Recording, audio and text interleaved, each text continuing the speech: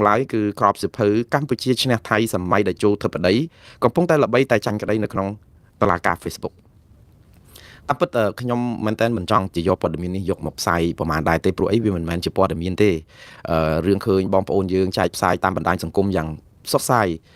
មានក្របសៀវភៅមួយក្បាលមិនមែនជាសៀវភៅទេវាជាក្របសៀវភៅទេក៏ប៉ុន្តែក្របសៀវភៅនោះមានចំណងជើងចេះថាកម្ពុជាឈ្នះថៃសម័យតេជោធិបតីរឿងដែល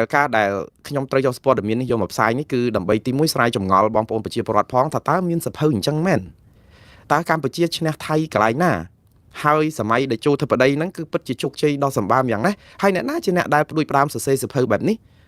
ដែលធ្វើឲ្យប្រជាពលរដ្ឋនឹងនាំគ្នាទៅលាន់គ្រប់គ្នាហ្នឹងតើវាមានន័យយ៉ាងដូចម្ដេចតាមពិតដើម្បីឲ្យបងប្អូនដឹងថាតើហេតុអីបានជាសុកមានលេចរឿងសៀវភៅឈ្នះថៃឈ្នះអីក្រោមសម័យតេជោធិបតីអីវាជាការពិតបើសិនជារឿងនេះវាកើតឡើងនៅក្នុងពេលដែលយើងវាយទប់ថៃបានហើយរុលចូលទៅក្នុងដីថៃយ៉ាងហោចណាស់ក៏ការពារដែនអធិបតេយ្យរបស់យើងកុំឲ្យយកប្រាសាទយើងទាំង3បានណាក៏ខ្ញុំគិតថាវាជាជោគជ័យធំមួយណាស់សម្រាប់ជាតិសាសន៍មួយនេះ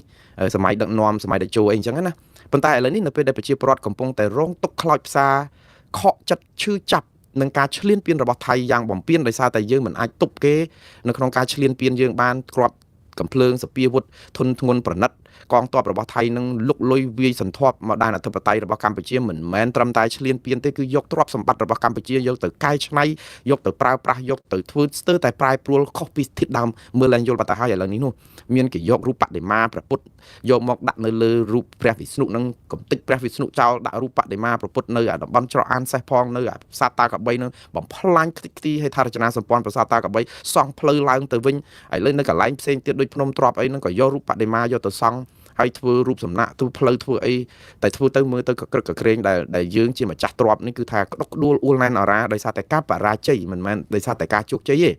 ហើយភាពបរាជ័យហើយអត់ទាន់អាចនឹងយកដីមួយចំអាមណាពីថៃវិញបានមានតែគេសម្ោចក្នុងខោអត់ជប់ដល់តែពេលយើងឃើញសភៅបែបនេះវាធ្វើឲ្យប្រជាពលរដ្ឋមានការថ្នាំងថ្នាក់ចិត្តមែនតើនៅតាមបណ្ដាញសង្គមក៏ប៉ុន្តែហេតុអីបានជាដើមហេតុមានសភៅចំណងជើងកម្ពុជាឈ្នះថៃសម័យតេជោធិបតីនេះខ្ញុំជឿថារឿងនេះបើសិនជាសភៅនេះពិតជាសភៅដែលចេញមានចំណងជើងបែបនេះមែនក្នុងពេលនេះមែនណាខ្ញុំជឿថាអ្នកដែលនិពន្ធសភៅនេះក៏ក្បត់ឧត្តមគតិមនសិការសេចក្តីថ្លៃថ្នូរវិជ្ជាជីវៈហើយក៏ពិតជាហ៊ានហែលបញ្ច្រាស់ទឹកទាំងទៅទឹងទឹះហើយក៏ប៉ុន្តែរឿងនេះវាមិនមែនជាការពិតទេបងប្អូនហេតុអីបានជាខ្ញុំនិយាយថាមិនមែនតន់ជាការពិតព្រោះអីអត់ទាន់មានឃើញសភៅក្បាលនេះបោះពុំនៅឡើយទេវាគ្រាន់តែជាការចែកផ្សាយបន្តគ្នាពីអ្វីដែលអ្នកនិពន្ធសភៅរូបនេះគ្រោងនឹងសរសេរហើយការដែលគ្រោងសរសេរហ្នឹងមិនមែនសរសេរឥឡូវទេព្រោះគាត់និយាយតាំងពីអំឡុងខែកក្កដាមកម្លេះបងប្អូនដឹងហើយនៅពេលអំឡុងដើមខែកក្កដាអត់ទាន់ថៃឈ្លានពានកម្ពុជាវាយលុកចូលសន្ធាប់ដណ្ដើមបានដីកម្ពុជាកន្លែងណាម្ដុំនៅឡើយទេនៅក្នុងចំនួនព្រំដែនហ្នឹងគឺមានតែរឿងបញ្ហាដែលបាញ់សម្លាប់លោកស៊ុនរោនកាលពីថ្ងៃទី28ខែឧសភាគឺចុងខែឧសភាឯណោះដែលលោកស៊ុនរោនត្រូវទាហានថៃបាញ់ស្លាប់នៅឯលេនដ្ឋានប្រយុទ្ធរបស់គាត់ដែលឈរជើងការពារយ៉ាងអង្អាចក្លាហាននៅតំបន់មុំបីអានឹងយើងចាំវីរៈភាពដ៏អង្អាចក្លាហានរបស់លោកស៊ុនរោនហើយនឹងឈឺចាប់តាំងពីនឹងមកថាហេតុអីបានជាថៃអាចមកបាញ់ទាហានខ្មែរក្នុងដីខ្មែរហើយយើងមិនអាចធ្វើអីគេបានចុងក្រោយគឺមានការសម្របសម្រួលជាមួយភាគីថៃកាលអ្នកស្រីបថងឋាននៅកាន់ជានាយករដ្ឋមន្ត្រីហើយកាលតកូលហ៊ុននៅត្រូវគ្នាជាមួយនឹងតកូលថាក់ស៊ីនហ្នឹងក៏បានសម្របសម្រួលឲ្យមានការកែសម្រួលទ័ពដែលក្នុងន័យនេះគឺដកទ័ពថយរៀងខ្លួនពីតំបន់មុំបីលុបលេនដ្ឋានលុបអីអញ្ចឹងទៅប៉ុន្តែអាការដែលដកទ័ពថយនឹងវាคล้ายទៅជាចំនួនឆ្លោះគ្នាពីរឿងពាក្យដកថយនិងពាក្យថាកែសម្រួលទ័ពនឹងរហូតតតែចង់បញ្ចប់លោកហ៊ុនសែនក៏បញ្ចេញខ្សែអត្ថសម្លេងបែកធ្លាយនិយាយជាមួយនឹងអ្នកស្រីបថងឋានរឿងផ្ទុះដូចលេខផ្ទុះតាំងពីពេលហ្នឹងមកតែម្ដងហើយនៅពេលហ្នឹងហើយដែលចាប់ផ្ដើមថៃគម្រាមកំហែងសពបែបយ៉ាងនៅក្នុងការនឹងចូលវាយទន្ទ្រានយកទីតាំងនេះយកទីតាំងនោះលាក់នឹងលាក់ទៅអត់ទាន់វាយគ្នាទេគឺគម្រាមនេះគម្រាមនោះនឹងធ្វើប្រាសាទតាមន់ធំនេះនឹងកែទៅអញ្ចេះបិទលបងអញ្ចេះអីអញ្ចេះទៅមានសារវោហាស័ព្ទរវាងមេដឹកនាំជាពិសេសលោកប៊ុនស៊ិនបាត់ខ្លាំងអីហ្នឹងក៏និយាយអំពី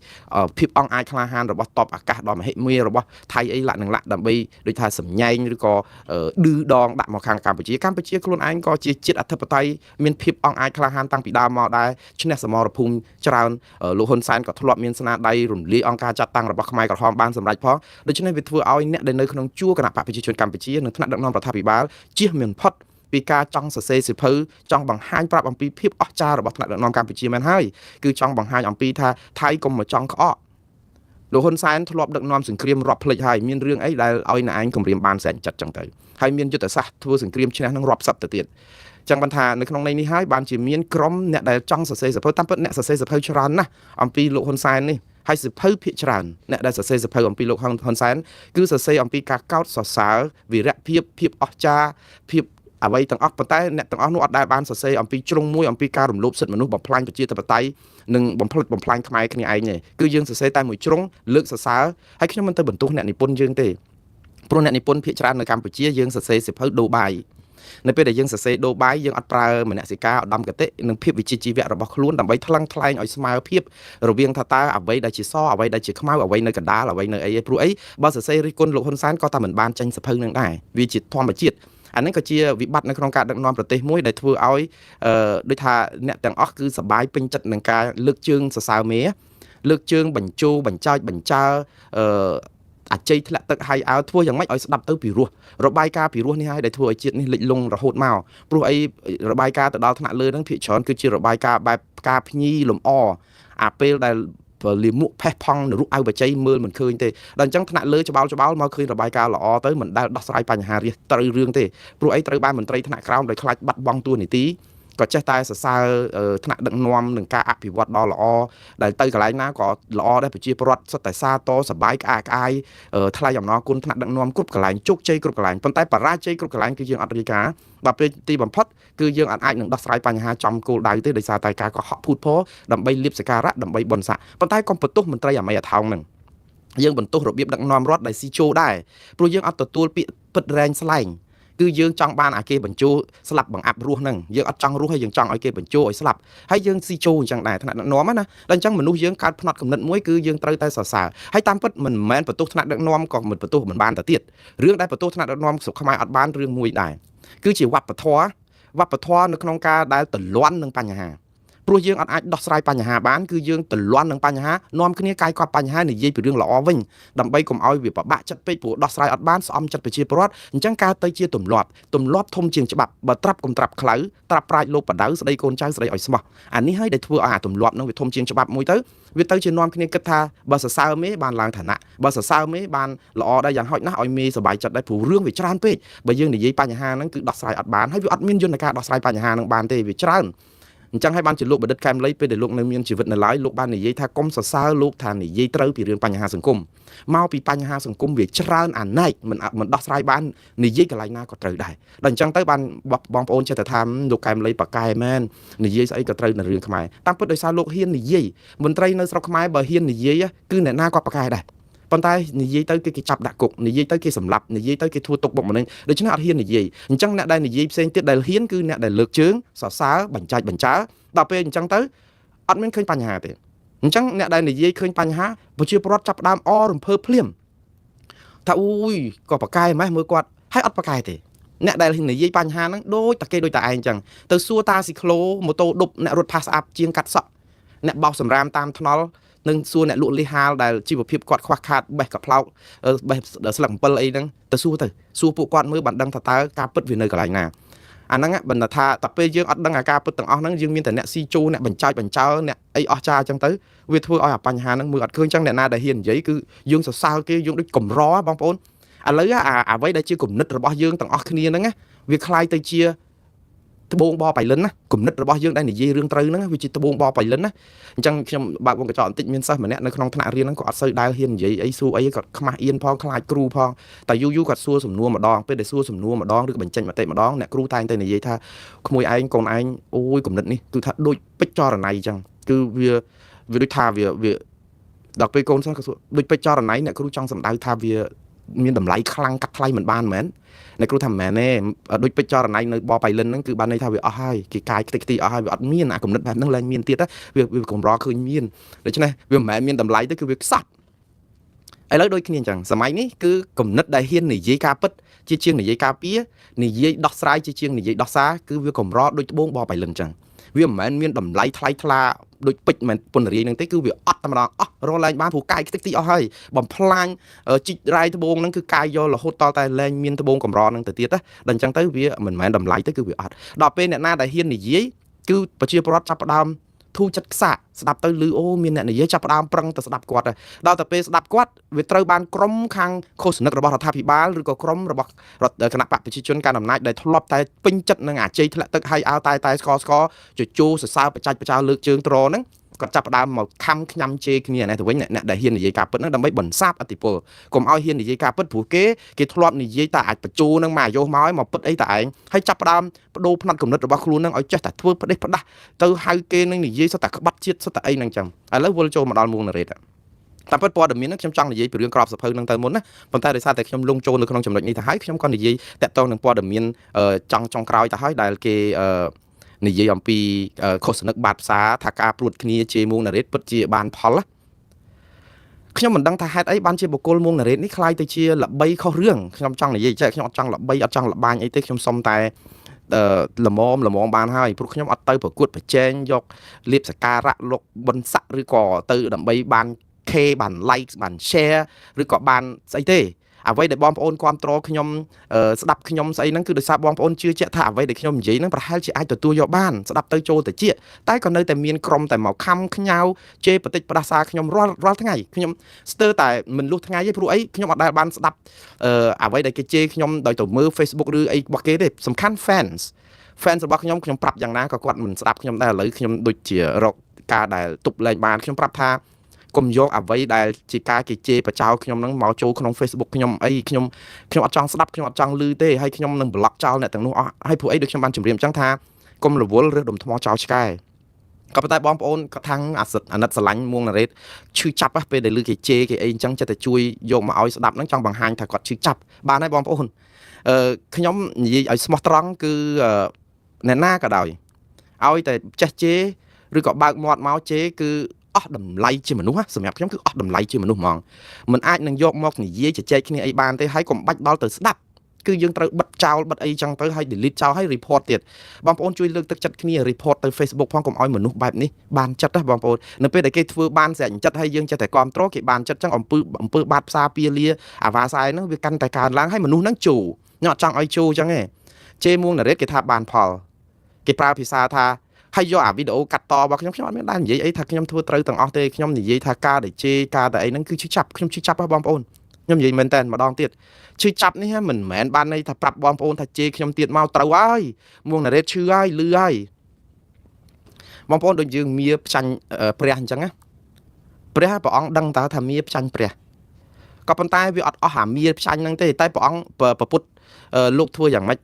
គឺពៀរំងាប់ដោយការមិនចងពៀអ្វីដែលឈ្នះនៅការផ្ចាញ់ផ្ចាលរបស់មាគឺការមិនផ្ចាញ់ផ្ចាលទៅមាវិញការមិនរករឿងមាព្រោះដោយសារគិតថាមាកំពុងតែលងនៅក្នុងគេហៅថាអកតិប្រមាណយ៉ាងរបស់មានោះហើយប្រព្រឹត្តអំពើអបាយមុខឬក៏ប្រព្រឹត្តអំពើខុសឆ្គងគឺជាកម្មរបស់មា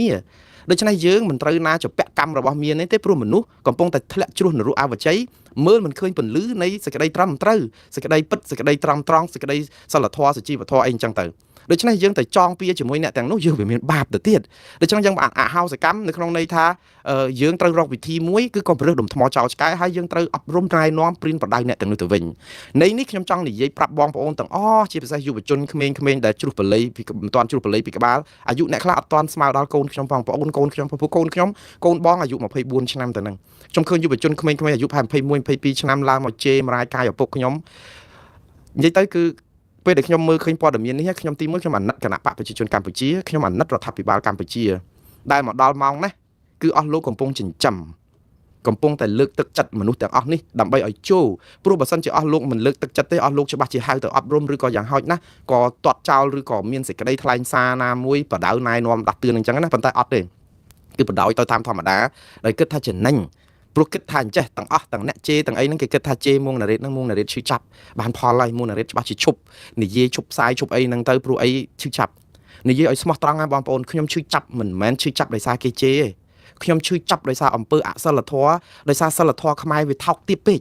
ដែលខ្មែរយើងមានសិលធម៌ល្អផូរផង់តែក្រុមអស់លោកបាតផ្សារប្រមាណអ្នកហ្នឹងមកហែកបំផ្លាញវាឲ្យវាលលីកសុលបែបនេះខ្ញុំឈឺចាប់អញ្ចេះទេប៉ុន្តែបើឲ្យឈឺចាប់ថាអូលឺហើយដឹងហើយតែគេជេរគាត់ស្ដាប់រាល់ថ្ងៃគឺសគារជាឈប់ធ្វើជេរមួងណារ៉េតឲ្យកាន់តែច្រើនចាំមើលបន្តិចទៀតមួយថ្ងៃធ្វើ show 3 ដងហើយតានីសាកមើលជាមួយមួងណារ៉េតហើយធ្វើ show ហ្នឹងអត់មានតែរករឿងអស់លោកដែលជេរ គឺរករឿងតែព័ត៌មានពិតអំពីបញ្ហាអសកម្មរបស់រដ្ឋាភិបាលហើយត្រូវកែដើម្បីធ្វើឲ្យជាតិសាសន៍នេះត្រូវរើផ្សះផ្សាគ្នាហើយយើងដើម្បីពួតកម្លាំងគ្នាទៅដើមដីពីថៃមកវិញឲ្យបានតាមផ្លូវច្បាប់តុលាការអន្តរជាតិយុត្តិធម៌អន្តរជាតិគឺតែប៉ុណ្្នឹងអត់មានទៅរវល់អីជាមួយអស់លោកហើយបើអស់លោកជេរដាក់ខែដាក់អីហ្នឹងជេរទៀតទៅអត់មានត្រូវក្បាលមុងណារ៉េទេហើយខ្ញុំយកមកនិយាយនេះដោយសារតែខ្ញុំហាម fans ខ្ញុំលែងបានបើឲ្យខ្ញុំទៅស្ដាប់ទៅអីអូខ្ញុំគ្មានពេលទេសុំទោសខ្ញុំគ្មានពេលទៅរើសដុំថ្មចោលឆ្កែអញ្ចឹងទេប៉ុន្តែ fans ខ្ញុំដែលអាណិតខ្ញុំពេកស្រឡាញ់ខ្ញុំពេកឲ្យតែឃើញចេះតែផ្ញើមកតាមពិត fans ទាំងអស់នោះអត់ទាន់បានស្ដាប់សាររបស់ខ្ញុំទេដែលខ្ញុំបានប្រាប់ច្រើនលើកច្រើនសារហើយថាបើនៅបន្ត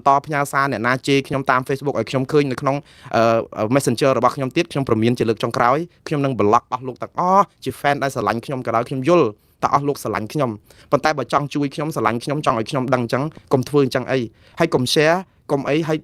delete ចោលឬក៏ report អ្នកនឹងចោលទៅអានោះជួយខ្ញុំវិញទីមួយគឺជួយអ្នកនោះឯងឲ្យកសាងអំពើល្អវិញហើយលុបបំបាត់ចោលអំពើថោកទាបនិងអសិលធម៌អគុណធម៌ហើយក៏ជួយសង្គ្រោះគណៈបកប្រជាជនកម្ពុជារដ្ឋាភិបាលខ្មែរហើយក៏ជួយស្រោចស្រង់សិលធម៌សុជីវធម៌ខ្មែរឡើងវិញដែរខ្ញុំចង់បានអញ្ចឹងបងប្អូនជួយអញ្ចឹងម្ដងទៀតសូមផ្ដាំផ្ញើសារទៅអស់លោកបាត់ផ្សារទាំងអស់ទាំងក្មេងមិនទាន់ជ្រុះបល័យពីក្បាលមិនមែនជារបៀបដែលយើងដោះស្រាយបញ្ហាទេមនុស្សបញ្ញវន្តឈឺចាប់មិនមែនដោយសារការជេរខ្ញុំសូមប្រាប់អំពីចំណុចខ្សោយរបស់មុងណារ៉េតមួយចោះពួកពេលខ្លះអស់លោកអត់ដឹងរឿងស្មានតែការជេរបចោហ្នឹងឈឺចាប់មុងណារ៉េតម្ដងទៀតឈឺខ្ញុំឈឺចាប់មែនតើគឺឈឺចាប់នឹងសិលធម៌ខ្មែរធ្លាក់ចុះឈឺចាប់នឹងយុវជនខ្មែរប៉ាត់ណាបាត់ផ្សារពៀលាហើយថាយុវជនមួយយ៉ាងយុវចាស់ហ្នឹងក៏ពៀលាបាត់ផ្សារដែរឥឡូវយុវចាស់ហ្នឹងដូចរឿងអន់បន្តិចទៅចេញគ្រាប់ពូជគេមកដោះព្រាតដូចផ្សិតអញ្ចឹងណាអាហ្នឹងហើយគឺជាការសាបព្រោះខ្យល់រមែងទទួលផលជាព្យុះសង្គ្រាហើយសុបាយទៅទទួលទៅអពរជ័យនៃភាពអវជ័យរបស់អស់លោកហ្នឹងធ្វើឲ្យប្រទេសនេះធ្លាក់នរកហើយលោកនាំគ្នាសុបាយទៅយុវជនដែលឈាមរាវមួយចំនួនដែលគួរតែយកឱកាសហ្នឹងដើម្បីជួយកសាងជាតិមកនាំគ្នាជេរមរាយកាយឪពុកពេញ Facebook ហើយគិតថាបានផលអត់បានទេខ្ញុំឈឺចាប់អំពីសិលធម៌ខ្មែរធ្លាក់ចុះទេហើយខ្ញុំអាណិតអស់លោកទៅវិញទេអាណិតនៅក្នុងន័យថាអូលោកឲ្យលោកចោះបានរៀនសូត្រចេះដឹងអីហើយអីមេកោយហ្នឹងគេសប្បាយអញ្ចឹងមេកោយគេហ្នឹងគេចង់បានកូនចៅគេអញ្ចឹងរដ្ឋាភិបាលហ្នឹងចង់បានមនុស្សធន់ហ្នឹងដើម្បីយកមកបន្តវេនឬក៏បន្តពូជសម្រាប់ដឹកនាំប្រទេសទៅថ្ងៃក្រោយទៀតគេកំពុងតែមហោរឿងអំពីភាពអសកម្មរបស់រដ្ឋាភិបាលគេកំពុងតែរកអំពីទង្វើល្អដោយការផ្សះផ្សាជាតិភាពថ្លៃថ្នូរសំទោសលើកមកមាត់ជាតិនេះហើយអស់លោកអត់មានបានជួយអីមកនាំគ្នាជួយទាញទម្លាក់ធ្វើឲ្យរដ្ឋាភិបាលនេះកាន់តែអាម៉ាស់កាន់តែខ្លាំងទៅវិញធ្វើវាបានប្រយោជន៍អីឲ្យប្រកាសខ្ញុំអត់យល់អស់លោកកំពុងតែចង់បានអីឲ្យប្រកាសទេអត់បានផលទាំងជេរខ្ញុំអត់ឈឺអត់បានផលទាំងក្រុមអស់លោកត្រូវបានប្រជាពលរដ្ឋហ្នឹងគេមើងងាយទៅមើល comment ខ្លួនឯងផងហើយកុំលុប comment គេចោលអីទុកឲ្យគេមើលទៅគេជេរគេបន្តិចគេអប់រំគេណែនាំយើងបណ្ណាស្ដាប់គេផងដូច្នេះម្ដងទៀតគឺបងប្អូន Facebook ជា fan របស់ខ្ញុំបើចង់បើស្រឡាញ់មុងណារ៉េតកុំផ្ញើសារអញ្ចឹងមកអីបានហើយ delete ចោល report បើផ្ញើឲ្យខ្ញុំទៀតគឺខ្ញុំនឹង block ចោលទាំងអស់ព្រោះអីខ្ញុំអត់ត្រូវការសម្រាមអស់នេះទេព្រោះជីវិតរបស់ខ្ញុំខួរក្បាលរបស់ខ្ញុំយើងមានសតិសម្បញ្ញៈយើងអាចទៅដោះស្រាយបញ្ហាប្រទេសផ្ដាស់អញ្ចឹងកើតទៀតទេបើចង់ចរចាចង់ចរចាសុំទោសអត់មានចរចាជាមួយមុងណារ៉េតទេពាក្យថាចរចានេះអត់មានបើចង់រិះគន់ក្នុងន័យស្ថាបនាបង្ហាញការពិតបើសិនជាខ្ញុំផ្សាយព័ត៌មានអីមិនពិតឧទាហរណ៍បង្ហាញព័ត៌មានពិតហើយយកព័ត៌មានដែលខ្ញុំផ្សាយហ្នឹងយកទៅបង្ហាញវិញទៅណែលោកមុងណារ៉េតឬក៏មុងណារ៉េតឬក៏អីចឹងផ្សាយថ្ងៃនេះម៉ោងប៉ុណ្ណេះអត្ថបទមួយនេះនិយាយអំពីអញ្ចេះតែការពិតគឺវាអញ្ចេះទេលោកប្រហែលជាឆ្លោះធ្លោអញ្ចេះអីអញ្ចេះហ្នឹងបញ្យល់ទៅហើយបញ្យល់ប្រាប់បងប្អូនហើយប្រាប់ពីអ្វីដែលខ្ញុំផ្សាយហើយប្រាប់អ្វីដែលអស់លោករកឃើញទៅអាហ្នឹងបានខ្ញុំចាញ់កន្លែងហ្នឹងអញ្ចឹងបានខ្ញុំថាបញ្ញវន្តខ្ញុំនិយាយអំពីចំណុចខ្សោយរបស់ខ្ញុំចំណុចខ្សោយរបស់មុងណារ៉េតគឺសុជីវធម៌សិលធម៌សេចក្តីពិតភាពត្រឹមត្រូវនៅពេលដែលអស់លោកឃើញចំណុចខ្សោយរបស់ខ្ញុំដែលខ្ញុំនិយាយខុសឧទាហរណ៍ខ្ញុំផ្សាយរឿងអីមួយថាពីរឿងកប៉ាល់ឬក៏នាវាអាមេរិកចុះចតនៅកំពង់ផែរៀមរយៈពេល5ថ្ងៃដើម្បីមករត់ចំណងកម្ពុជាខ្មែរអាមេរិកអញ្ចឹងទៅហើយស្រាប់តែអស់លោកថាអត់ទេនាវានឹងអត់មានចុះចតនៅកំពង់ផែរៀមទេគឺជារឿងព័ត៌មានមិនពិតទេតាមពិតនាវានឹងគឺជារូប AI រូបអីបញ្យល់មកអាហ្នឹងខ្ញុំចាញ់ហើយខ្ញុំចាញ់ដោយសារអីគឺមានការផ្ទៀងផ្ទាត់ការពិតហើយអ្នកសារព័ត៌មានដូចខ្ញុំនេះណាដោយប្រកាន់ក្រមសីលធម៌វិជ្ជាជីវៈវាមិនមែនឥតខ្ចោះទេហើយកុំយកពាក្យដែលខ្ញុំថាឥតខ្ចោះហ្នឹងមកវាយប្រហារថាមុងណារ៉េតហ្នឹងខុសគ្រប់តែរឿងដែរចេះតែផ្សាយមិនមែនទេខ្ញុំសារភាពថាវាមានខុសឆ្គងកន្លែងខ្លះខុសតួលេខអីចឹងទៅផ្សាយវាមិនទាន់ម្នាក់ឯងអីខ្ញុំនៅតែយកមកកែតម្រូវអីវិញអញ្ចឹងឲ្យបងប្អូនជាផ្នែកចំោះជួយមើលខ្ញុំកែប៉ុន្តែមិនមែនបានន័យថាអូដល់ពេលតែខ្ញុំនិយាយថាខ្ញុំឈឺមិនមែនជីកចាប់ដោយសារតែអស់លោកសតិសម្បញ្ញៈអស់លោកហ្នឹងវាខ្មែរខ្ញុំស្រក់ទឹកភ្នែកព្រោះអីប្រហែលកូនខ្ញុំដែរ កូនខ្ញុំដែលបរៀនអប់រំមក3 4 នាក់មកដើម្បីឲ្យចេះដឹងមកហ្នឹងដើម្បីអីជាកតិជួយជាតិជួយមាតុភូមិយើងឲ្យថ្លៃថ្នូរលើកកម្ពស់សិលធម៌សុជីវធម៌សេចក្តីថ្លៃថ្នូររបស់ខ្មែរមិនមែនបន្ទាបបន្ថោកដោយយកយុវជនសារក្រោយឲ្យគ្នាអស់សង្ឃឹមប្រជាពលរដ្ឋខ្មែរអស់សង្ឃឹមអញ្ចឹងទេអាហ្នឹងដែលខ្ញុំឈឺចាប់នឹងភាពបាត់ផ្សាររបស់អស់លោកទេមិនមែនឈឺចាប់នឹងប៉ះពាល់ព្រោះហេតុអីបានប៉ះពាល់អស់លោកមិនដែលនិយាយអីរិះគន់ខ្ញុំត្រូវផងហ្នឹងអស់លោកនិយាយស្អីគេឥឡូវមើលមករករឿងខ្ញុំគឺដោយសារតែខ្ញុំនិយាយការពិតដែលតាក់ទងនឹងអ្វីដែលមេអស់លោកធ្វើអត់បានមករករឿងបន្សាបនៅអ្វីដែលជាអ្នករត់សម្បត្តិអស់លោកកំពុងតែធ្វើបាបអ្នករត់សម្បត្តិណាបងប្អូនអត់មើល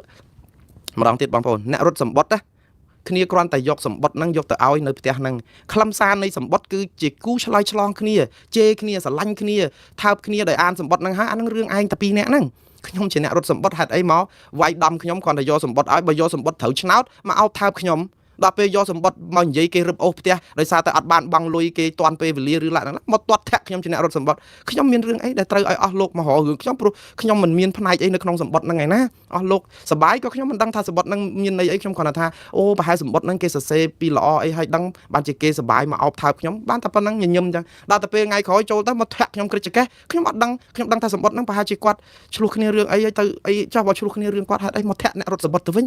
អស់លោកកំពុងតែធាក់អ្នករត់សម្បត្តិហើយនេះព្រោះខ្ញុំអត់មានរឿងអីនៅក្នុងចំណែកនេះសោះទី1ខ្ញុំមិនមែនជាសមាជិករបស់គណៈបកប្រឆាំងដែលអស់លោកតវ៉ាដាក់ថាជាក្រុមមន្ត្រីក៏អត់ដែរខ្ញុំមិនមែនជាសមាជិករបស់គណៈបកប្រជាជនកម្ពុជាឬរដ្ឋាភិបាលឬក៏កំពុងតែដើមតំណែងនាយករដ្ឋមន្ត្រីឬក៏ឯកឧត្តមក្រសួងក៏អត់ទេដែរនេះទៅជាបុគ្គលសាធារណៈគាត់តែផ្សាយព័ត៌មានដើម្បីជាធម្មទានសុទ្ធសាធហើយមកចំណែនអីនឹងខ្ញុំបើចំណែននឹងខ្ញុំធ្វើឲ្យល្អជាងខ្ញុំកុំចំណែននឹងខ្ញុំហើយចាប់ផ្ដើមបន្សាព័ត៌មានជេរបន្តិចខ្ញុំអត់ជោគជ័យទេអញ្ចឹងមកខ្ញុំថាបញ្ញវន្តគឺយើងចាញ់នៅពេលដែលយើងមានសុជីវធម៌មានសិលធម៌ហើយរកការពិតចាញ់ចាលមកតាមផ្លូវសិលធម៌យើងអាចបង្ក្រាបបញ្ញវន្តបានហើយខ្ញុំចាត់ទុកខ្លួនឯងជាបញ្ញវន្តសំទោសលើកខ្លួនខ្ពស់ពេកក៏ប៉ុន្តែខ្ញុំគិតថាខ្ញុំបានរៀនសូត្រសមល្មមដែលអាចថារៀនចប់បរិញ្ញាចប់អីទៅដើម្បីបានកម្រិតក្នុងថារៀនសូត្រល្មមជាកូនខ្មែរហៅខ្លួនឯងថាបញ្ញវន្តគ្មានអ្នកណាហៅក៏ហីចោះគឺដោយសារអីរក្សាក្រមសីលធម៌វិជ្ជាជីវៈសេចក្តីថ្លៃថ្នូរធ្វើអ្វីដើម្បីប្រយោជន៍សង្គមមិនមែនធ្វើអ្វីដើម្បីប្រយោជន៍សួនតួទេហើយភ័យណាស់អំពើបាបភ័យណាស់អំពើធ្វើឲ្យប៉ះពាល់ដល់អ្នកដទៃប៉ុន្តែប៉ះពាល់មន្ត្រីសាធារណៈខ្ញុំអត់មានភ័យសោះព្រោះមន្ត្រីសាធារណៈគឺជាមន្ត្រីបម្រើរាជបើអស់លោកធុញទ្រលាន់ទ្រាន់នឹ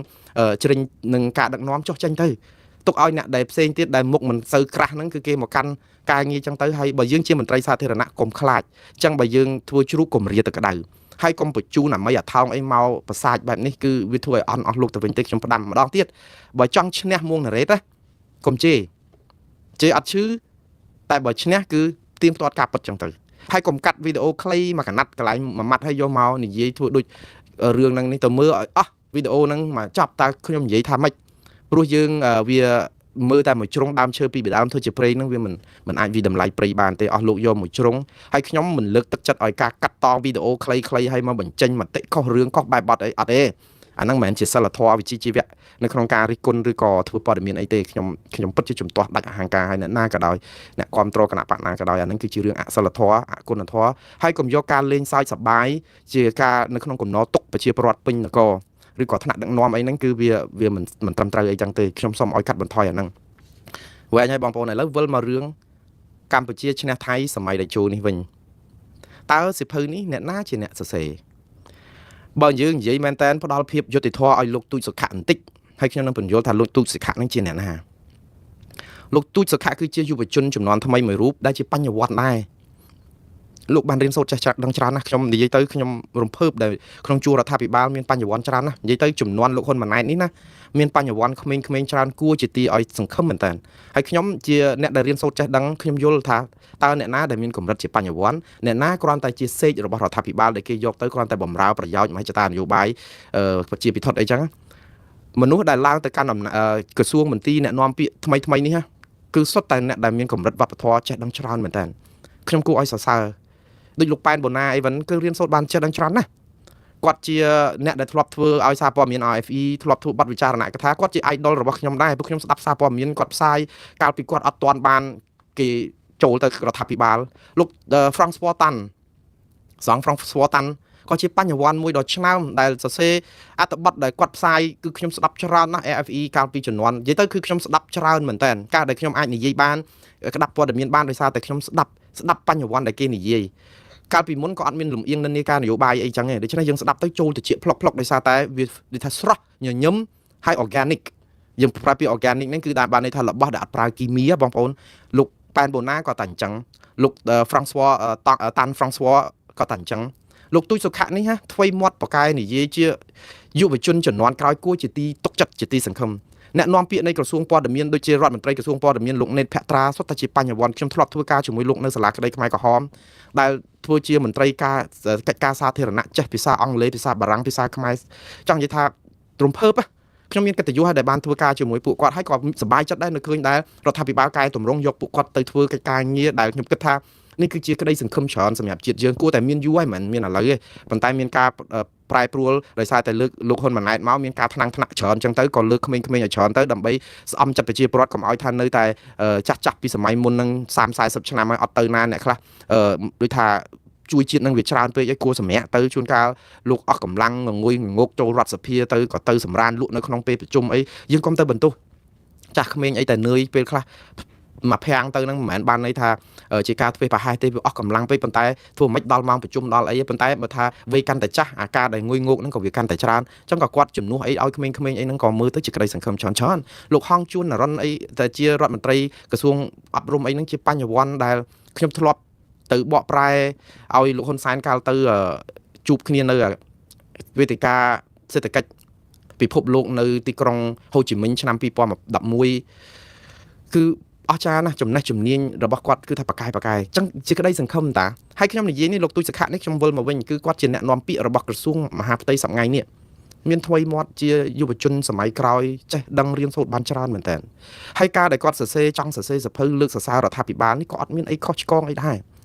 ព្រោះបើយើងធ្វើការឲ្យរដ្ឋាភិបាលមិនសរសើររដ្ឋាភិបាលយើងសរសើរអ្នកណាបើយើងធ្វើឲ្យរដ្ឋាភិបាលយើងរិះគន់រដ្ឋាភិបាលតើគេទុកយើងឬទេបើយើងធ្វើការឲ្យរដ្ឋាភិបាលយើងរិះគន់រដ្ឋាភិបាលតើគេនឹងឲ្យតំណែងយើងខ្ពស់ដែរឬទេបងប្អូនសាកសួរអញ្ចឹងខ្លួនឯងទៅវិញមើលតើយ៉ាងម៉េចទៅវិញគឺវាអត់ទេក៏ប៉ុន្តែអ្វីដែលខ្ញុំសោកស្ដាយបំផុតបញ្ញវន្តដែលខ្ញុំរៀបរាប់បាញ់មិញនេះណាគឺដោយសារតែរបៀបដឹកនាំរដ្ឋធ្វើឲ្យគំនិតរបស់គាត់ដែលយើងគិតថា Zin organic សរីរាង្គគ្មានសារធាតុគីមីឥឡូវនេះប្រឡាក់ប្រលោះដោយសារគីមីនយោបាយដល់អញ្ចឹងទៅវាធ្វើឲ្យស្រអាប់អាប់អ៊ូអស់អាភាពជាបញ្ញវន្តរបស់គាត់មិនមែនបានន័យថាគាត់ខ្លាយទៅជាមនុស្សវល់ខួរក្បាលទេប៉ុន្តែអ្វីគឺវាត្រូវការដឹកនាំតាមរបៀបដឹកនាំរដ្ឋដូច្នេះបញ្ញវន្តនេះកាន់តែគ្រោះថ្នាក់ជាងបញ្ញវន្តដែលពីសម័យមុនដែលចាស់ដែលគ្រាន់តែសូត្រដូចសัตว์សេក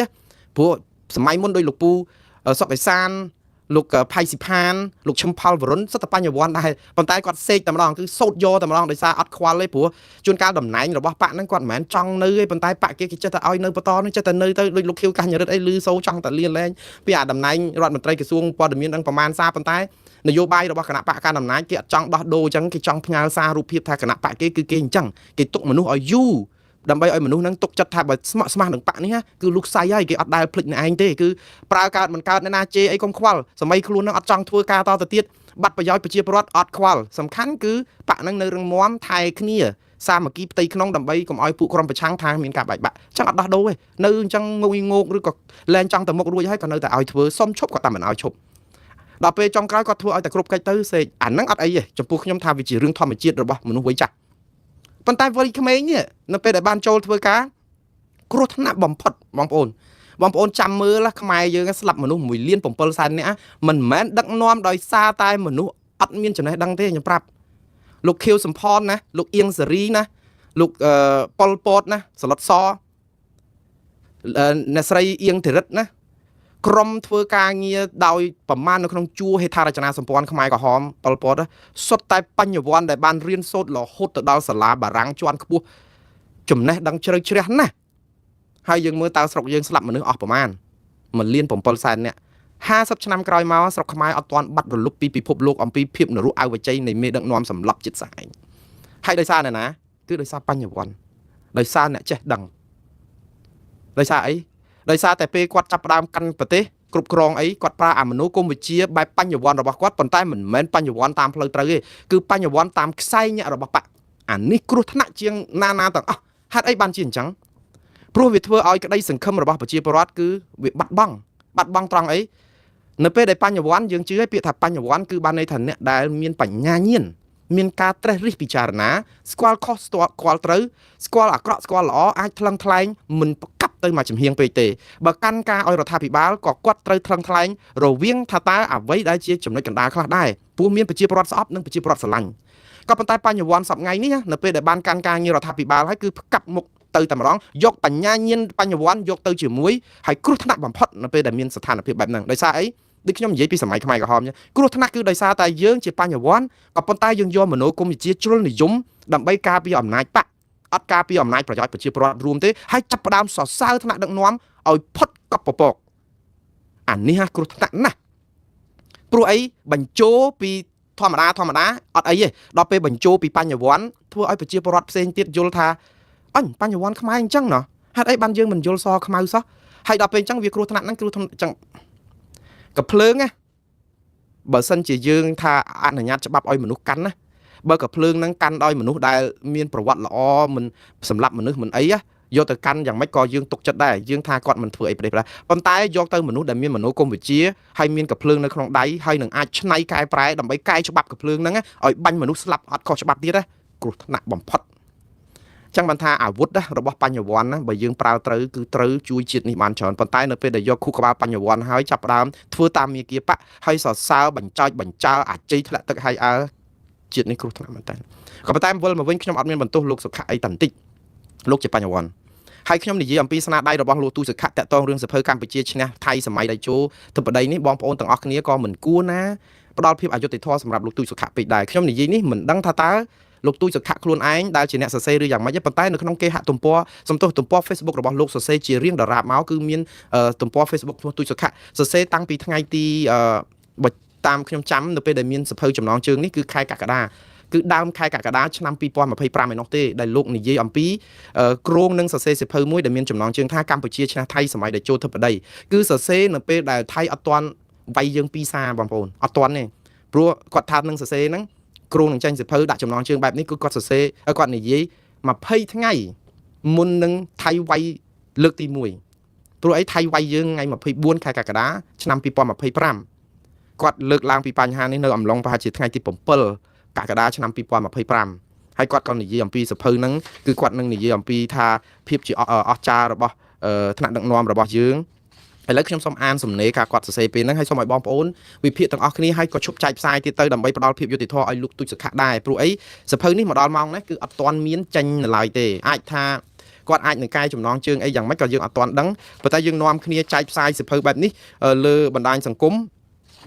យ៉ាងសោះសាយវាហាក់បីដូចជាយើងគ្រប់គ្រងថាលោកបានចេញសភៅហ្នឹងយើងបានអានយើងបានអីហើយយើងឃើញអីចឹងហើយតាមពិត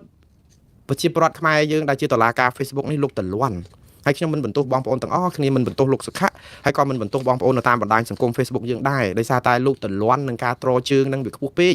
បញ្ញវន្តដូចលោកសុខៈអីvẫnហាមាត់និយាយភាសាអញ្ចឹងកើតតាមពិតបើគាត់និយាយនៅក្នុងអាសម័យថៃមិនទាន់វាយយើងទ្រាំខ្លួនណាអាហ្នឹងវាដូចជាស័កសមសរសើរមេប៉ុន្តែសរសើរមេនៅក្នុងន័យហ្នឹងក៏នៅតែប្រជាពលរដ្ឋតលន់ដែរព្រោះអីភាពជោគជ័យរបស់កម្ពុជារបស់យើងនេះគឺមិនមែនជោគជ័យដោយសារងើបមួយវាយមួយហ្នឹងទេយើងត្រូវតែមានផ្លូវកណ្ដាលណាមួយថាវាមានជោគជ័យឈ្នះអីច្រើនប៉ុន្តែនៅក្នុងពេលហ្នឹងក៏មានរឿងខ្លោចផ្សារច្រើនដែរដែលគួរតែដោះស្រាយអីចឹងប៉ុន្តែបើលោកសរសេរពិតណាលោកមិនសរសេរអីឲ្យមានបញ្ហារំលោភសិទ្ធិមនុស្សអីទេសូម្បីលោកកែវរេមីជាបញ្ញវន្តជាអ្នកចេះដឹងម្នាក់កាន់គណៈកម្មាធិការសិទ្ធិមនុស្សរបស់រដ្ឋាភិបាលកម្ពុជាអត់ដែលមើលឃើញការរំលោភសិទ្ធិមនុស្សនៅកម្ពុជាសូម្បីតែមួយករណីគាត់ធ្វើការ30-40ឆ្នាំអត់មានមួយករណីសោះមានតែរឿងជោគជ័យរហូតដល់អញ្ចឹងទៅយើងចេះតែឆ្ងល់ថាមិនដែលវាត្រូវតែមានករណីអីមួយដែលគណៈកម្មាធិការសិទ្ធិមនុស្សនេះកោលទោសកោលអីខ្លះហើយព្រោះគេកោលទោសយើងជុំទិសហើយយើងអត់មានរកឃើញអីមួយតែដល់ពេលថៃឈ្លានពានខ្មែរលោកកែវរេមីរកឃើញគ្រប់ចំណុចខ្ញុំសរសើរគាត់ឲ្យស្មោះអញ្ចឹងគាត់ការពារជាតិយើងនឹងសម្បំប៉ុន្តែការពារជាតិយើងប្រឆាំងថៃលោកការពារបានអាការពារជាតិខ្មែរប្រឆាំងខ្មែរគ្នាឯងលោកការពារអត់បានតើឲ្យយើងសង្ឃឹមអីអញ្ចឹងអីវិញលោកសុខៈសរសេរអញ្ចេះនៅថ្ងៃទី7ខែកក្កដាខ្ញុំឲ្យសាវតានៃសភៅនេះបន្តិចចោះឲ្យសុំទោសឲ្យបងប្អូនបង្អែមតបបន្លែបន្តិចហើយជាទម្លាប់គឺមកតបបង្អែមលៀងមាត់មួងណារ៉េតគឺមានតែបង្អែមទេកុំសុំទៀមរសាច់ខ្លែមអីខ្ញុំគ្មានទេនៅពេលថ្ងៃទី7ខែកក្កដា Facebook ឈ្មោះទូចសុខៈហ្នឹងនិយាយចេះបងប្អូនម្ដងទៀតទូចសុខៈនេះគឺជាឈ្មោះរបស់អ្នកនាំពាក្យក្រសួងមហាផ្ទៃហើយគាត់សរសេរនៅថ្ងៃទី7ខែកក្កដាតាមទំព័រ Facebook ឯកជនរបស់គាត់ទេសរសេរថានៅពេលដែលនិយាយពីរឿងអ្នកដឹកនាំថៃនិងក្រុមជ្រុលនិយមមួយចំនួនចិញ្ចឹមចិត្តលេបត្របាក់មរតកវប្បធម៌និងទឹកដីខ្មែរបងប្អូនសិស្សានុសិស្សស្ងាត់ឈឹងត្រង់ត្រាប់ស្ដាប់យ៉ាងផ្ចិតផ្ចង់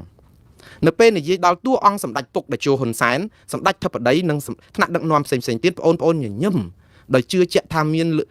ានលោកកម្ពុជាមានលោកបាទមានលោកទាំងពីរកម្ពុជានឹងឈ្នះគ្រប់ដំណាក់កាលអាហ្នឹងមុនថៃវាយយើងណាថ្ងៃ7ខែតែពិតថៃបាញ់សម្រាប់លោកស៊ុនរ៉ោនថ្ងៃមួយខែជាងមុនហ្នឹងហើយបន្ទាប់មកទៀតគាត់និយាយថាបងប្អូនក៏ដូចមហាជនទូទៅថែមទាំងមើលឃើញថាកម្ពុជាបានឈ្នះថៃករណីប្រាសាទព្រះវិហារចំនួនសម្ដេចឪឆ្នាំ1962ហើយមកដល់ចំនួនសម្ដេចតេជោរឿងប្រាសាទព្រះវិហារចូលជាសម្បត្តិបេតិកភណ្ឌពិភពលោកថ្ងៃ7កក្កដាឆ្នាំ2008កម្ពុជាឈ្នះថៃទៀតតាមពិតនេះគឺជារឿងពិតទេលោកនិយាយរឿងកម្ពុជាឈ្នះថៃហ្នឹងគឺរឿងពិតចឹងមិនឯងបកគោណាឈ្នះថៃក៏ត្រូវរឿងពិតដែរជាក់ស្ដែងករណីយោធាថៃឈ្លានពានដោយបាញ់យោធិនខ្មែរម្នាក់ពលីគាត់សម្ដៅទៅលើលោកស៊ុនរ៉ោនហ្នឹងណាក៏បងប្អូននិងមហាជនមើលឃើញថាក្រោមការដឹកនាំរបស់សម្ដេចតេជោនិងសម្ដេចធិបតីដាក់ចេញយុទ្ធសាស្ត្របន្តបន្ទាប់កម្ពុជាឈ្នះថៃជាបន្តបន្ទាប់នៅពេលដែលយើងដកទ័ពមកតែយើងថាកែសម្រួលទ័ពលុបត្រង់សេនៅក្នុងតំបន់មុំបីលោកសុខៈក៏នៅគិតថាយុទ្ធសាស្ត្រឈ្នះដែរយើងដកមកហ្នឹងប៉ុន្តែមិនអីទេបងប្អូនកាលហ្នឹងយើងចង់ឲ្យមានសុខសន្តិភាពមិនឆ្លោះគ្នាដកបន្តិចតិចកំអីដែរបន្ទាប់ទៀតគាត់និយាយថាដូច្នេះហើយនេះជាដើមចំនៃការសរសេរសៀវភៅនេះដូច្នេះហើយបានជាខ្ញុំបានគំនិតជាធៀបចូលដាក់ចំណងជើងសៀវភៅថាកម្ពុជាឈ្នះថៃសម័យតេជោធិបតីតាំងពីហេតុការណ៍កើតឡើងមកពេលនេះខ្ញុំចងក្រងប្រមាណ70ទំព័រទៅហើយអញ្ចឹងបានន័យថាត្រឹមថ្ងៃទី7ខែកក្កដាឆ្នាំ2025ហ្នឹងកាលថ្ងៃហ្នឹងគឺលោកថាធ្វើបាន70ទំព័រហើយចងក្រងបាន70ទំព័រហើយខ្ញុំចងក្រងប្រមាណ70ទំព័រហើយដោយពុំតាន់ទាំងបញ្ចូលរូបភាពទេសៀវភៅនេះប្រមូលផ្ដុំយុទ្ធសាស្ត្រជាង20ដែលបានដាក់ចេញយកព្រៀបឈ្នះលើថៃជាបន្តបន្ទាប់មែនតើទៅគឺខ្ញុំថាពុំតាន់បង្ហាញទេតែស្របនឹងខួប17ឆ្នាំនៃការចុះបញ្ជីប្រាសាទព្រះវិហារជាពិសេសឃើញក្រុមមួយរបស់ថៃធ្វើប្រជាមតិលើសម្ដេចតេជោដោយយកសំណាក់ឬក៏សម្ភាសប្រជាប្រដ្ឋថៃខ្ញុំជឿថាពេលដែលគាត់និយាយពីរឿងធ្វើនេះហ្នឹងគឺថៃគេធ្វើ survey ទៅឃើញប្រជាប្រិយរបស់លោកហ៊ុនសែនហ្នឹងធ្លាក់ចុះមែនហើយការពិតហ្នឹងថៃបើថៃធ្វើប្រជាប្រិយលោកហ៊ុនសែនធ្លាក់ចុះខ្ញុំអត់ឆ្ងល់ដែរព្រោះអីថៃគេកំពុងតែស្អប់យើងតាក់ទងនឹងរឿងអ្នកស្រីបឋមឋានតែអីផងយើងអាខ្សែអាត់សម្លេងធ្វើឲ្យរំជើបរំជួលនយោបាយស្រុកថៃគឺគេប្រដុំគ្នាគេធ្វើស្ទង់មតិថៃគឺគេថាគេស្អប់លោកហ៊ុនសែនអញ្ចឹងទៅវាអត់មានរឿងអីប្លែកទេព្រោះថៃគេអត់ចូលចិត្តយើងទៅធ្វើ survey គេស្អប់យើងហើយតែកម្ពុជាអត់ដែលធ្វើ survey ពីរឿងថាតើបើថៃធ្វើអញ្ចឹងតើប្រជាប្រដ្ឋខ្មែរយល់យ៉ាងម៉េចដែរអំពីលោកហ៊ុនសែនអត់ហ៊ានបើសាកធ្វើឲ្យឯករាជ្យមើលយើងនឹងឃើញលទ្ធផលហេងសុយបានប្រហាក់ប្រហែលនឹងគេដែរតែយើងអត់ធ្វើទេតែយើងសុកចិត្តរករឿងគេទៅវិញយើងអត់ព្រមរកការពិតដើម្បីផ្ទៀងផ្ទាត់មួយការពិតទេគឺយើងយកការពៀនឹងការដោះសារទៅផ្ទៀងផ្ទាត់ជាមួយគេហើយទៅរករឿងគេថាហេតុអីបានជាធ្វើការស្ទង់មតិចុះគេធ្វើអីធ្វើទៅនៅថៃស្រុកគេតែយើងស្រុកយើងចង់មិនធ្វើដែរទៅយើងសាកធ្វើការស្ទង់មតិនឹងតបទៅថៃវិញមើលប៉ុន្តែកុំធ្វើស្ទង់មតិតាមភ្ជុំកភ្លើងធ្វើស្ទង់មតិឲ្យដូចថៃគេធ្វើអញ្ចឹងគឺសម្ភារអត់ឲ្យដឹងទេប្រជាពលរដ្ឋតាមគ្រប់ច្រករហូតអ្នករត់ម៉ូតូឌុបស៊ីក្លូឡានអីហ្នឹងឆ្លើយមកដូចគ្នាអញ្ចឹងកុំឲ្យដឹងហើយមានស្ថាប័នឯករាជ្យធ្វើទៅយើងដឹងប្រជាប្រិយប៉ុណ្ណាតែយើងអត់ដែលហ៊ានធ្វើទេជួនកាលអាចល្អក៏ថាបានដែរយើងសាកម្ដងមើលពួកប្រជាពលរដ្ឋមើលទៅដូចខាងគណៈបកប្រជាជនកម្ពុជានិងរដ្ឋាភិបាលហ្នឹងម៉ាត់ណាក៏យើងជឿជាក់លើរដ្ឋាភិបាលខ្មែរ 100% ដែរយើងសាកមើលសាកឲ្យដឹងច្បាស់មើលជឿឬក៏មិនជឿតែយើងអត់ទាន់ធ្វើឥឡូវនៅពេលដែលលោកនិយាយពីរឿងហ្នឹងគឺក្រោយៗមកទៀតគាត់ដាក់ថាគាត់និយាយពីរឿងសភៅហ្នឹងគាត់ថាធ្វើយ៉ាងនេះកុំឲ្យមានការរឿងពីរឿងសំទោសគាត់ដកស្រង់សម្ដីប្រសាសន៍របស់លោកហ៊ុនសែនច្រើនដែរប៉ុន្តែក្រោយមកចប់ថ្ងៃ7គឺថ្ងៃ9គាត់ទៅសេទៀតថ្ងៃ11គាត់ទៅសេទៀតពីរឿងចិត្តកាន់តែគៀកមែនតើណាអញ្ចឹងសៀវភៅហ្នឹងអត់ទាន់បានបោះពុម្ពផ្សាយទេបងប្អូនហើយស្រាប់តែពេលនេះស្រាប់តែបងប្អូនយកសៀវភៅហ្នឹងយកមកចែកផ្សាយវាអយុត្តិធម៌សម្រាប់លោកសុខៈដែរមិនអញ្ចឹងឯងលោកនិយាយតាំងពីប្រហែលខែនិយាយពីជោគជ័យនៅពេលដែលថៃអត់ទាន់វាយឈ្នះខ្មែរតោះឥឡូវថៃវាយយើងរៀបដល់កទេលហើយយើងបាត់បង់តំបន់អស់40កន្លែងហើយហ្នឹងតែរដ្ឋាភិបាលទទួលស្គាល់តែ14មានប្រាសាទយើង3ប្រាសាទខ្នាប្រាសាទ4នោះតំបន់តូចតំបន់ធំនិងប្រាសាទតាកបីអីដល់ពេលអញ្ចឹងទៅតើឲ្យលោកសុខៈគាត់ទៅសរសេរសភៅនឹងកើតដែរទេប្រហែលជាគាត់បោះបង់ចោលអាការសរសេរបើសរសេរសភៅនឹងមែនគេជេរគាត់ងាប់ហើយបងប្អូនចិត្តទៅយករូបនឹងយកមក share ទៅធ្វើឲ្យម្ចាស់សភៅខ្លួនឯងក៏អាចនឹងអង្គុយខកចិត្តយ៉ាងខ្លាំងដែរមិនអញ្ចឹងឯងខកចិត្តមួយដូចថាគេទៅគ្រាន់តែប្រាប់ថាចំណងជើងតាំងខែកក្កដាមកនោះរួចតែប្រកាលពេលហ្នឹងវាលើកជើងរដ្ឋាភិបាលហ្នឹងសម្បើមកព្រោះគេអត់ទាន់វាយយើងអត់ដឹងសមត្ថភាពយើងនៅឡើយនិយាយឈ្នះទៀតទៅក៏បានដែរវាមិនអីទេប៉ុន្តែឥឡូវបើគេវាយអញ្ចឹងខ្ញុំមិនជឿថាលោកទូចសខៈទៅលេបចូលនឹងដាក់ចំណងជើងអញ្ចឹងដែរចង់បងប្អូនផ្ដល់ភាពយុត្តិធម៌ឲ្យគាត់ផងដែរមិនអញ្ចឹងខ្ញុំមិនមែនថានិយាយកាន់ជើងលោកសខៈអីខ្ញុំកាន់ជើងលើយុត្តិធម៌សច្ចធម៌បងប្អូនជប់ចែកចាយអីទៀតទៅហើយមិនត្រឹមតែចែកចាយទេបងប្អូននឹងក៏លេបខាយឬដងឡងសម្ដីឲ្យគាត់នឹងអ្នកខ្លះសិតថាលេបបញ្ចូលអ្នកខ្លះនឹងសិតថាអញ្ចឹងបានសុកយើងលលាយលើកជើងនោះលើកជើងចិត្តតែកោតសរសេរអញ្ចឹងអីរួចអញ្ចឹងទៅមានកណនី Facebook មួយឈ្មោះ Lily Cambodia នោះក៏ថាអញ្ចេះគ្រាន់តែឃើញក្របសភៅមួយក្បាលនេះខ្ញុំជាប្រជាជនកម្ពុជាចង់សួរទៅសៀម ពេលណាទើបមានសង្គ្រាមលើកទី3បើមានមែនសុំមកវាយឲ្យដល់ក្រុងភ្នំពេញតែម្ដងឲ្យដឹងថាតើយើងឈ្នះសម័យតេជោឈ្នះប៉ុណ្ណាបងប្អូនទៅឌឺដងឡងសម្ដីអីអញ្ចឹងវាមិនជាបានប្រយោជន៍អីទេវាបានតែនាំតែឆ្លោះគ្នាទេតាមពិតបើយើងទៅឌឺដងឲ្យលោកសុខៈនោះក៏ដូចខ្ញុំនិយាយអញ្ចឹងតាំងពីខែកក្កដាមកឥឡូវហ្នឹងបើសភៅនឹងចេញមកអាហ្នឹងតែយើងនាំគ្នាមានប្រតិកម្មអញ្ចឹងណាខ្ញុំនិយាយនេះបងប្អូនដូចនិយាយអញ្ចឹងថាមិនគួរណាជាព័ត៌មានតែអានេះវាជារឿងមួយនៅក្នុងរឿងមួយលានរឿងទៀតដែលខាងកម្ពុជាយើងហ្នឹងសបាយអារឿងត្រជើងលើកជើងឬក៏សរសើចបញ្ចើឲ្យស្លាប់អត់ព្រមជួយបង្អាប់ឲ្យជាតិរស់ឲ្យមេដឹកនាំរស់ហើយអញ្ចឹងមេដឹកនាំយើងយកបញ្ញវន្តមកអញ្ចឹងបញ្ញវន្តកាលមុនមានចាស់ហ្នឹងគាត់រត្រែតអស់ឥឡូវយកបញ្ញវន្តមកដូចជាស្ដាប់ទៅដូចជាមិនក្រាន់ជាងតាចាស់ដូចលោកសុកអេសានលោកពូផៃស៊ីផានអីលោកឈុំផលវរុនអីប្រហែលដែរទេមើលទៅដូចមកតបឲ្យ4ធ្ងន់ជាងលើកមុនទៀតផងដូចខ្ញុំនិយាយអញ្ចឹងម្ដងនេះគឺជាបញ្ញវន្តណាហើយដល់លើកមុនគាត់ថាមិនមែនបញ្ញវន្តនេះគាត់រៀនសូត្រចេះដឹងក៏ប៉ុន្តែចាស់អស់ហើយចាស់ហ្នឹងក៏តែពិបាកដែរព្រោះអីសិលធម៌វិជ្ជាជីវៈក្រមសិលធម៌ក្នុងការនិយាយស្ដីនេះក៏អត់សូវខ្វល់ដែរប៉ុន្តែដើម្បីការពាររដ្ឋាភិបាលធ្វើម៉េចសេករបស់រដ្ឋាភិបាលប៉ុន្តែឥឡូវសេករដ្ឋាភិបាលសម័យថ្មីនេះគឺសេកជាបញ្ញវន្តនេះគឺគ្រោះថ្នាក់មែនតើខ្ញុំចង់និយាយថាគាត់អាចទៅកែច្នៃអីក្បត់ឧត្តម